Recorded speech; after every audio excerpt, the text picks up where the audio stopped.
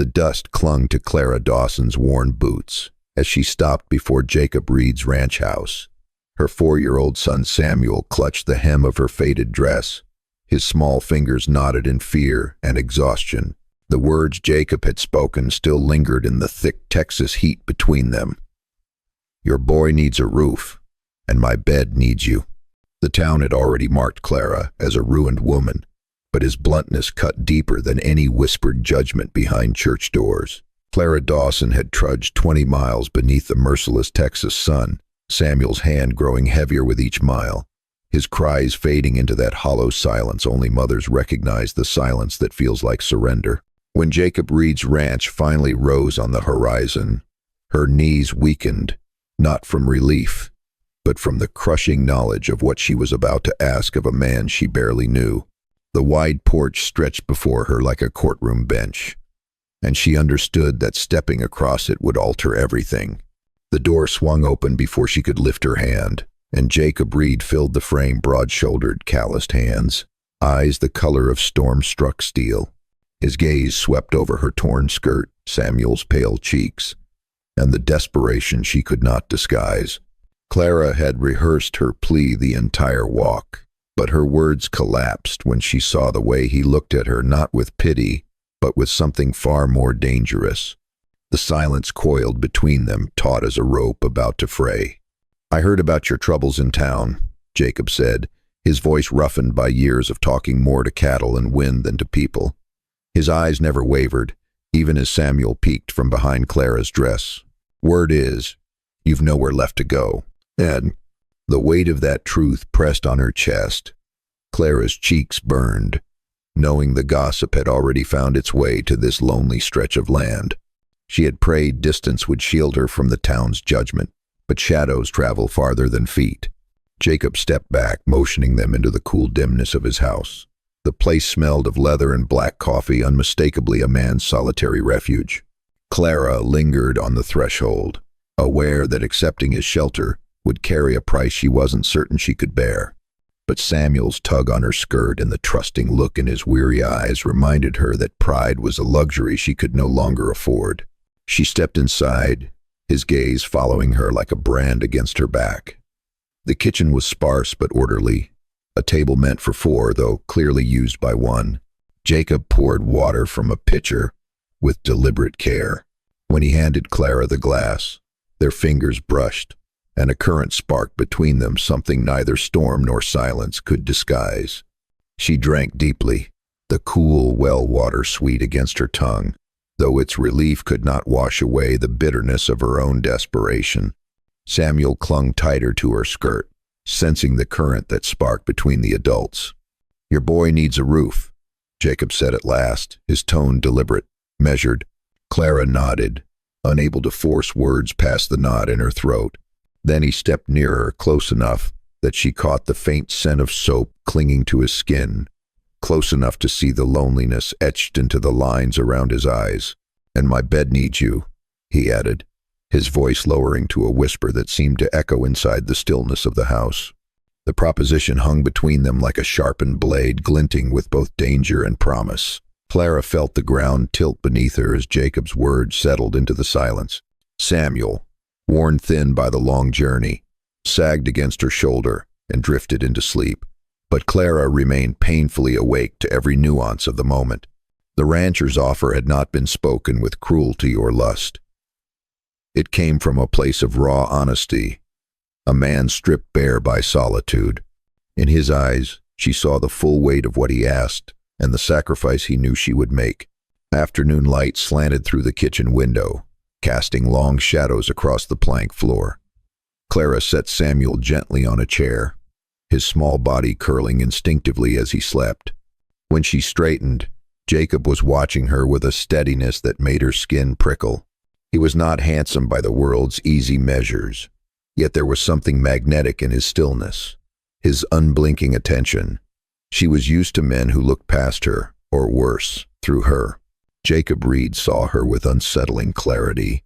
"I won't lie to you about what this would be," he said finally, his voice steady though his calloused hands trembled against the edge of the table. "I'm not offering charity, and I won't pretend it's love, but I can give you shelter, food, and protection for the both of you." He raked a hand through his dark hair before adding, "And if you were my wife, no man in this county would dare speak against you." The word wife struck the air like a bell, reverberating with meaning neither of them could yet grasp. Tears stung Clara's eyes, but she forced them back. She had spilled enough salt water to fill the Rio Grande, and none of it had bought her more than pity. Jacob's proposition was brutal in its practicality, but it was honest. Far more honest than the prayers and sideways glances the town had offered.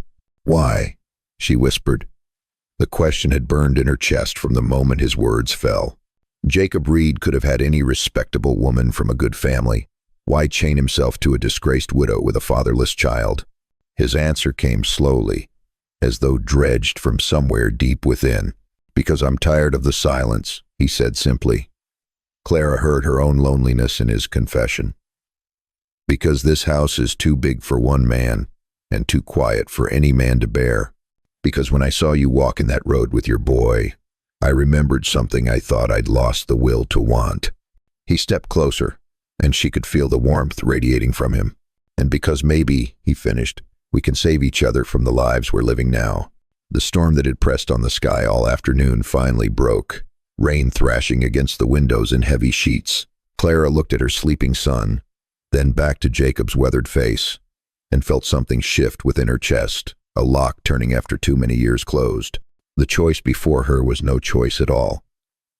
Survival disguised itself as decision, necessity wearing the mask of desire.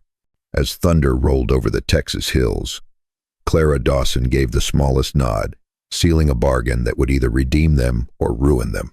The boy's small hand pressed against the glass, his breath fogging the pain as he whispered something Clara couldn't quite hear.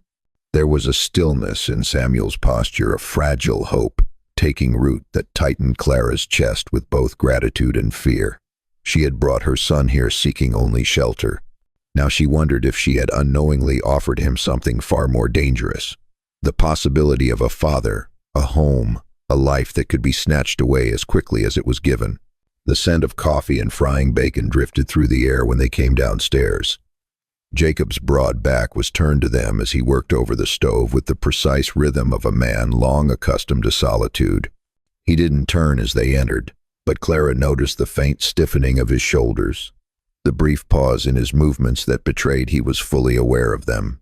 "Sit," he said without looking over, his voice carrying the same rough-edged gentleness he had shown the night before. Clara guided Samuel into a chair at the worn table, her hands resting on his small shoulders as though anchoring herself to this fragile moment of domestic peace.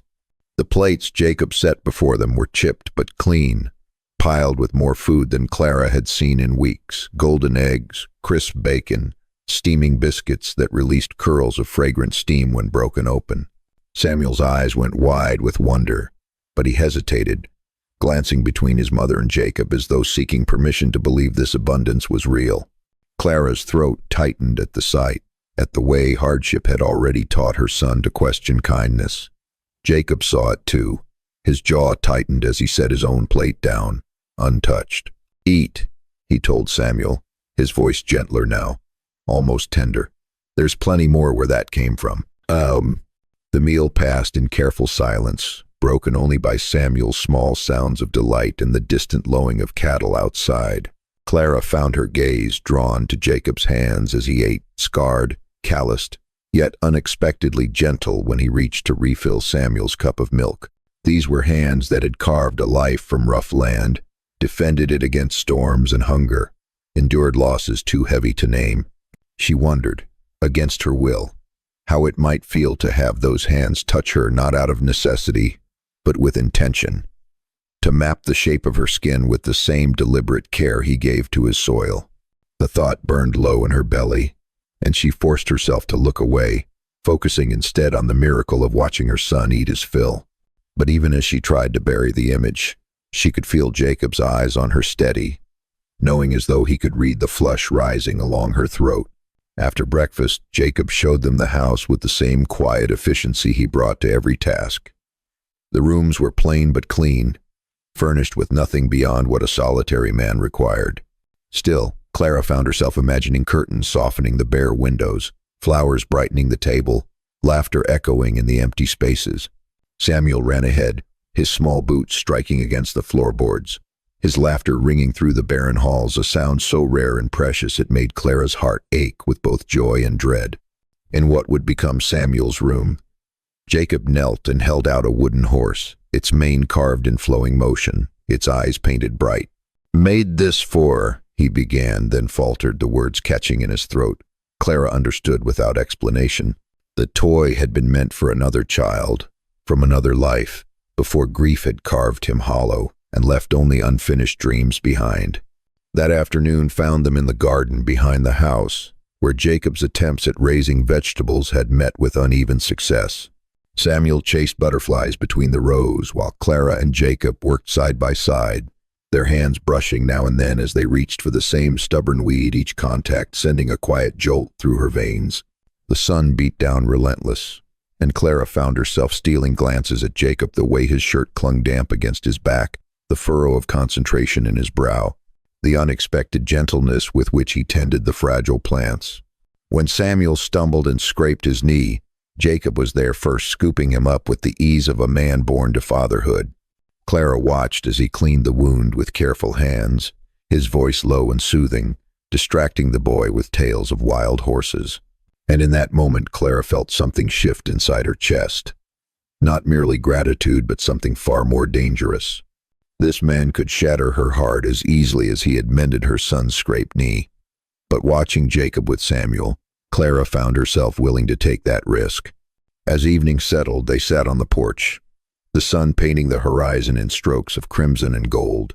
Samuel had fallen asleep in Jacob's lap, his small body resting with a trust so complete it made Clara's throat tighten with emotion. The silence between them was no longer heavy, but companionable, filled with the sounds of the settling land, the first chorus of crickets, the distant call of a night bird, the whisper of wind through the tall grass. "He's a good boy," Jacob said at last, his hand absently brushing over Samuel's hair. "Deserves better than what the world's given him." Clara could only nod, her voice caught behind the lump in her throat. In the encroaching dusk, she felt the weight of unspoken promises wrap around them like a blanket, promises of protection, of belonging, of a future neither dared name aloud but both secretly longed for. 3 weeks passed like a single held breath, each day building on the last until Clara could almost forget this life was borrowed, fragile. She woke each morning to the sound of Jacob's boots across the wooden floor, a rhythm she had come to find comforting rather than intrusive. Samuel bloomed in the steady routine and ample food. His cheeks filled out, his laughter came easily, and the wary tension that had clung to his small body seemed to melt away. Clara watched him chase chickens in the yard and felt a fierce protectiveness, not only for her boy but for this fragile piece they had built together. She knew the town still whispered. But here, on Jacob's land, with his quiet strength and the endless sky overhead, those whispers seemed as far away as a storm already past. She had begun to think of the rooms as theirs, to imagine curtains at the windows, flowers on the table, a future reaching beyond survival. But it was the nights that undid her. When Samuel slept peacefully in the small bed, Clara lay awake in the room Jacob had given her, listening to his footsteps in the hall outside her door. Sometimes he paused there, and she held her breath, wondering if he could sense her awareness, if he knew how her body stirred at his nearness, even with the wall between them. The marriage of convenience they had agreed upon felt less convenient with each passing day. The careful distance they kept was becoming unbearable. She found herself studying his hands as he worked, remembering their gentleness on Samuel's wound, imagining them against her own skin. The wanting had grown into a constant ache, sharpened by the small kindnesses he showed her, coffee waiting each morning, wildflowers left on the table, the way he listened to her words as if they mattered more than anything else in the world. The breaking point came on a Tuesday evening. Clara was washing dishes when Jacob stepped behind her to reach for something on the high shelf. For just a moment, his body pressed against her back, his breath warm against her neck. Her knees weakened under the sudden rush of desire flooding through her. The plate slipped from her hands. shattering on the floor in a scatter of white porcelain. Both dropped to their knees to gather the pieces, their hands brushing as they reached for the same shard. When Jacob's fingers closed over hers, Clara looked up and found his eyes darkened with the same hunger burning in her own chest. For a moment, the world narrowed to that single point of contact, the warmth of his hand, the deliberate stroke of his thumb across her knuckles. Then Samuel's voice called from the other room, and the spell broke, leaving them both breathing hard, eyes averted, as they finished clearing the shards in silence. That night, Clara lay awake listening to the house settling around her, every creak magnified in the dark. She heard Jacob pacing in his room down the hall, and she wondered if he thought of her the way she thought of him, longing that had grown into something more dangerous than simple desire. She thought of the way he sometimes looked at her when he believed she wasn't watching, as if she were something fragile and precious that might vanish if he reached too quickly. His careful respect was both a gift and a torment. It meant he saw her as more than a woman in need of saving, but it also meant he would never take what she was desperate to offer.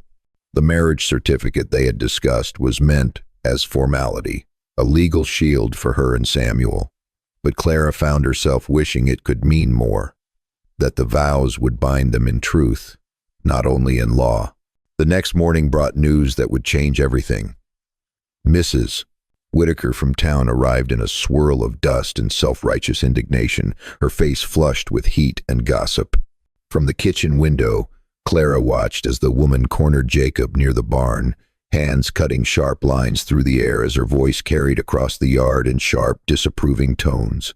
Clara couldn't hear the words, but she saw the story written in Jacob's posture, the tightening of his shoulders, the careful stillness of a man struggling to master his temper. When Mrs.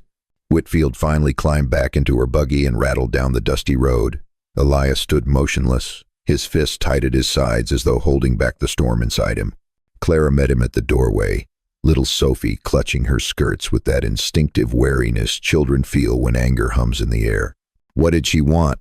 Clara asked, though her stomach already twisted with the certainty of what words had been flung. Elias's eyes were steel when they met hers, but beneath the hardness she saw the wound, the cut made deeper by being right where he had feared it would strike. The church women have been talking, he said, voice low and tight. They're saying it's improper you and Sophie here without marriage vows. They're threatening to bring in the county authorities, claim I'm leading you into sin. The accusation hung between them like a noose. Clara felt her anger rise hot, matching his. She had known their fragile peace would never last unchallenged, that the world would eventually claw its way into the haven they had built. But knowing didn't dull the sting, nor the fear that Sophie's safety might be torn away. Elias stepped closer, his gaze burning through her defenses. We could end it, he said softly, the words heavy with promise. Make it real. The marriage. Legal and proper. Then no one could touch you or Sophie. He lifted a hand, fingertips brushing her cheek like a confession. But Clara, if we do this, there's no pretending anymore. I won't be able to hide that I want you, that this is more than shelter. The heat in his voice coiled through her like wildfire, and Clara realized the truth. This wasn't a choice at all. It was the step they had been moving toward since the day she first crossed his threshold. The wedding took place on a Thursday morning, in the modest clapboard church at the edge of town. Only the minister and his wife bore witness, as Clara Whitfield became Mrs. Elias Mercer, bound in the eyes of God and the county law. Clara wore the best. She had a faded cream dress, still carrying echoes of the woman she had once been before loss and shame stripped away her choices. Sophie sat in the front pew, solemn as a grown woman, her small fingers folded in her lap, a scrap of yellow ribbon bright in her hair. The sanctuary was empty but for them, sunlight streaming through the plain glass windows and bathing the wooden floor in gold and amber, as though heaven itself had chosen to bless a union born of necessity, yet nurtured by something fiercer. Clara's hands shook as she repeated the vows that made her Elias's wife not only in name but in truth. And when he slid the simple band onto her finger, his mother's ring, saved all these years for someone worthy, she felt her breath catch. He had chosen her. She felt the weight of promises spoken and unspoken settling heavy yet sweet against her heart. The wagon ride back to the ranch passed in silence, Sophie dozing between them, her small body warm and trusting against Clara's side. Clara found herself stealing glances at Elias, this man who was now her husband, trying to reconcile the careful restraint he had shown with the heat she'd glimpsed in his eyes when he kissed her at the altar. It had been brief, proper, restrained, but in the tremor of his hands against her face, she had tasted a passion banked, waiting.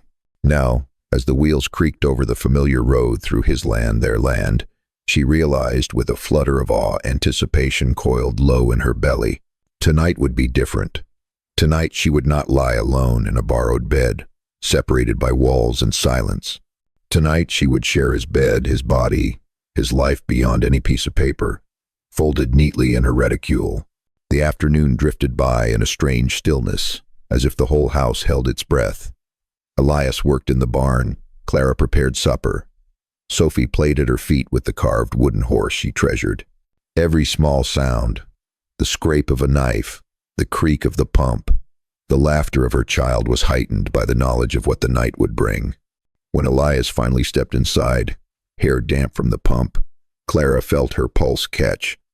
This man was hers, now by law, yes, but also by desire. Supper passed in easy quiet, Sophie filling the space with chatter about the kittens in the hayloft, her innocent joy a bright counterpoint to the charged silence between the adults. Afterward, Elias bent patiently over Sophie's letters while Clara washed dishes. The scene so ordinary it brought tears to her eyes. This was what she had dreamed of in her darkest nights. Not just survival, but belonging. A place where she and her daughter could grow roots. When Sophie finally surrendered to sleep, Clara tucked her in with tender care, smoothing the quilt, kissing her brow. Watching her breathe peacefully, Clara felt a surge of gratitude for the man who had given them both sanctuary. Elias was waiting in the kitchen, 2 untouched cups of coffee cooling on the table, his eyes shadowed and intent. "Clara," he said, her name rough in his throat, weighted with all the longing he had held back for weeks. She moved to him slowly, heart hammering. When she raised a hand to his face, he caught it, pressing her palm to his cheek. "Are you sure?" he whispered. "Because once we cross this line, I won't be able to pretend anymore. I want you, Clara. I've wanted you since the first night you stood at my door. And if you let me love you tonight, I'll never let you go." The words bridged the gulf between them, and Clara realized she stood at the edge of everything she had longed for yet feared to reach. In his gaze, she saw not just desire, but recognition of her worth, her dignity, her right to be loved.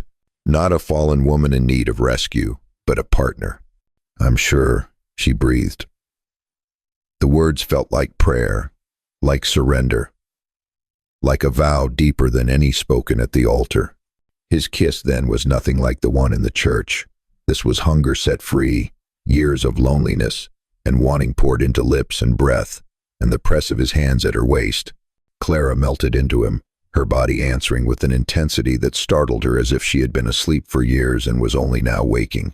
He touched her with reverence, each button undone like a benediction.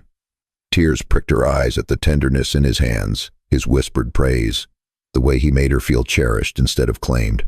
Nothing like the roughness of her past, nothing like the shame she had carried. This was love made manifest in skin and heartbeat and breath shared in the lamplight. As Elias moved above her, his eyes never straying from hers, Clara felt something shift inside her, something irrevocable. It was not just passion, though, that overwhelmed her, but a sense of being seen, known, and chosen. Later, lying tangled together in the golden glow, Clara pressed her face against his chest, listening to the steady beat of his heart.